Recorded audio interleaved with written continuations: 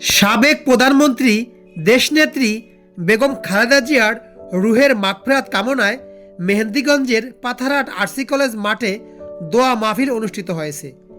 স্বেচ্ছাসেবক দল কেন্দ্রীয় কমিটির সাধারণ সম্পাদক জননেতা রাজীব আহসানের নেতৃত্বে আয়োজিত এই দোয়া মাহফিলে সকাল থেকেই মেহেন্দিগঞ্জ থানা এলাকার বিভিন্ন স্থান থেকে নেতাকর্মী ও সাধারণ মানুষের ঢল নামে।